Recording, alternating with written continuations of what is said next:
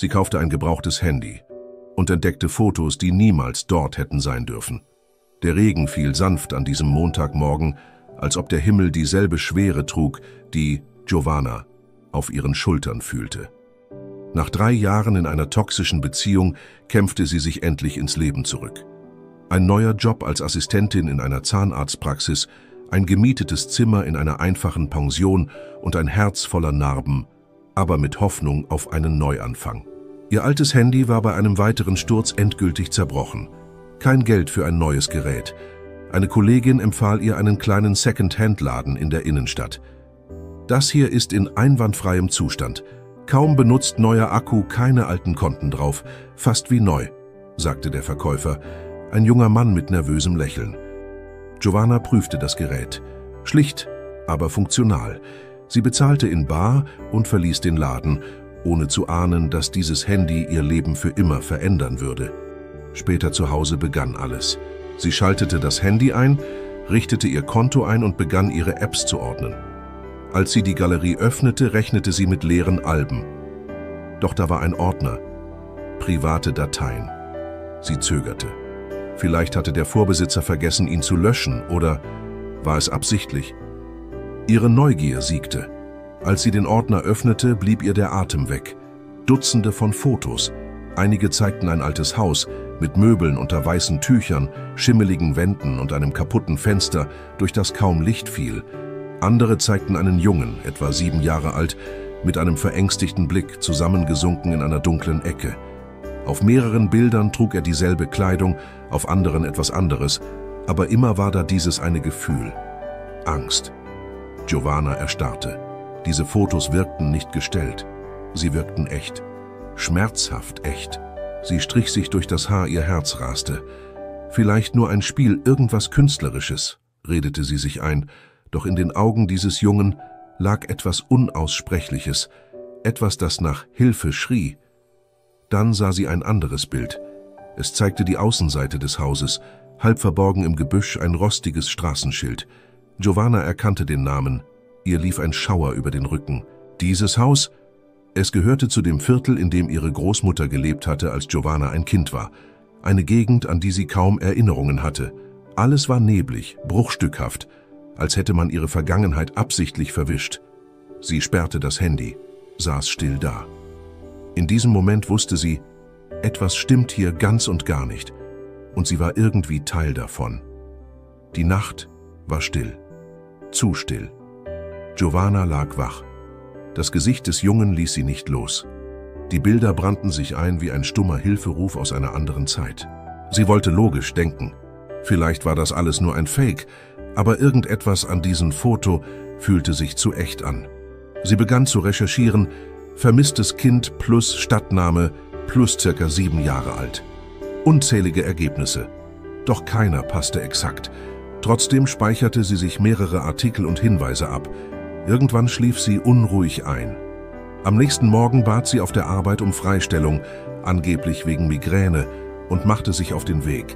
Sie musste dieses Haus mit eigenen Augen sehen. Nur dann würde sie Antworten finden. 2 Stunden später, nach Busfahrten und Fußmärschen, erreichte sie das alte Viertel. Sandstraßen, verfallene Strommasten, Stille. Und dann sah sie es. Das Haus, zerfallener als auf den Bildern, aber unverkennbar. Die kaputte Pforte, der Baum neben dem Eingang, das rostige Schild, fast unlesbar. Alles stimmte. Ihr Herz hämmerte. Ein Teil wollte weglaufen, aber etwas Tiefes in ihr trieb sie voran. Sie drückte die Tür auf. Sie quietschte unheilvoll. »Hallo? Ist da jemand?« flüsterte sie. Keine Antwort. Sie trat ein.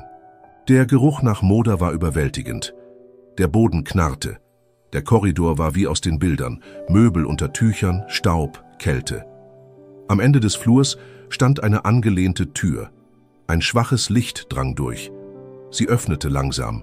Ein kleines Zimmer. Fenster mit zerbrochener Scheibe, feuchte Wände und in der Ecke das alte Matratzenlager aus den Fotos. Daneben lag ein verstaubtes Kinderspielzeug. Giovanna zitterte. Alles war real. Sie zückte ihr Handy, fotografierte das Zimmer, Beweise. Die Polizei musste informiert werden, doch da ein Geräusch. 3 dumpfe Schläge. Irgendwas war im hinteren Teil des Hauses. Sie war nicht allein. Sekunden wurden zu Minuten. Sie wollte wegrennen, doch etwas hielt sie fest. Vielleicht war da noch jemand, vielleicht war es der Junge. Sie folgte dem Geräusch. Eine alte Tür führte in einen Abstellraum und dort, in der Ecke, ein halb geöffneter Bodenluke. Eine Holztreppe führte nach unten, ein Keller. Die Schläge kamen von dort. Sie zögerte. Dann stieg sie vorsichtig hinab. Der Keller war kalt. Der Geruch von Feuchtigkeit und altem Holz lag in der Luft. Eine einzelne Glühbirne baumelte von der Decke und tauchte den Raum in ein fahles Licht.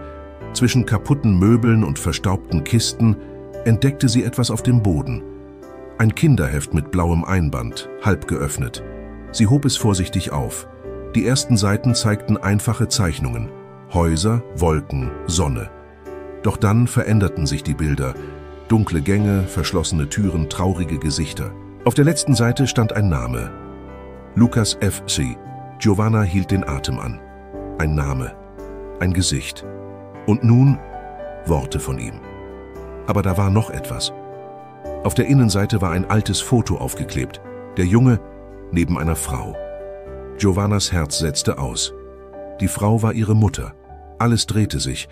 Giovanna sank auf den kalten Boden. Ihre Gedanken rasten. Das war unmöglich.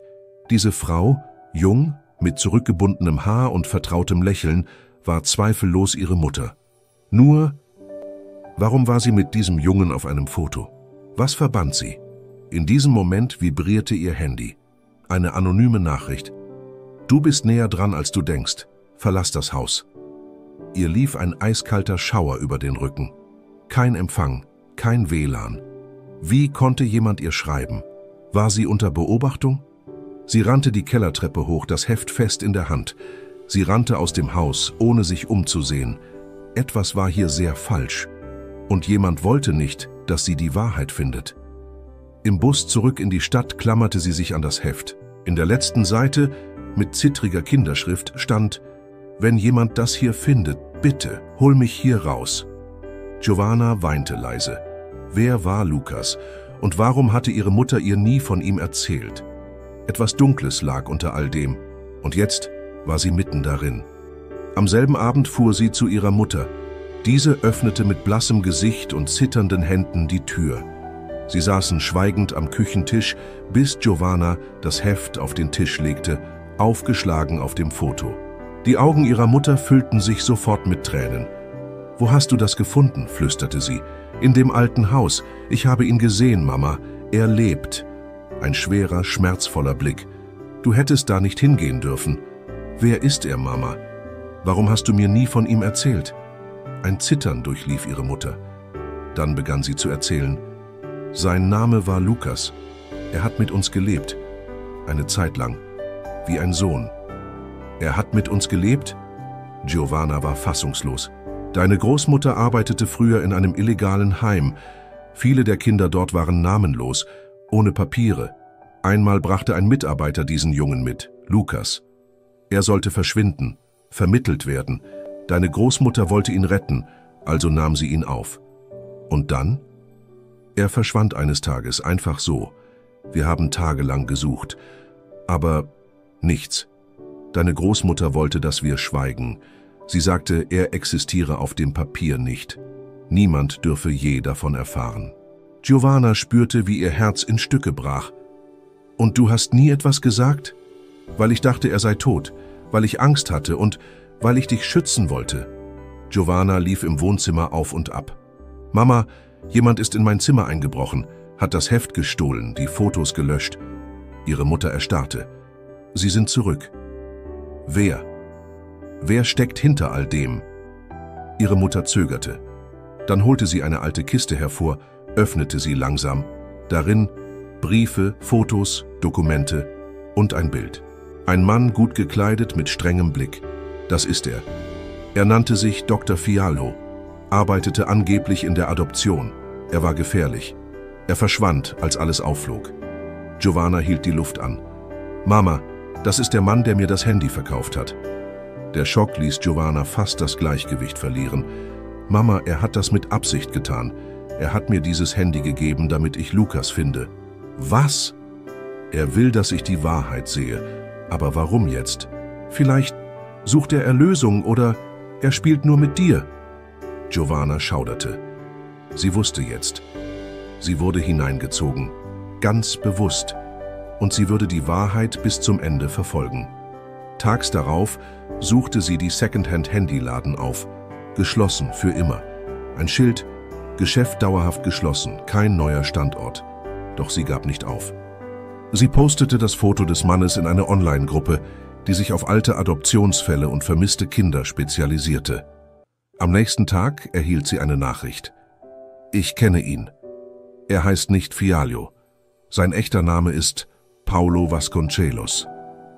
Er lebt unter neuem Namen, arbeitet heute mit Firmenkunden. Giovanna bekam eine Adresse. Sie wusste, jetzt kommt die letzte Wahrheit. Ein Hotel in der noblen Gegend, Konferenzzentrum, Männer in Anzügen. Und da, er, der Mann aus der Vergangenheit. Anzug, Lächeln, Macht.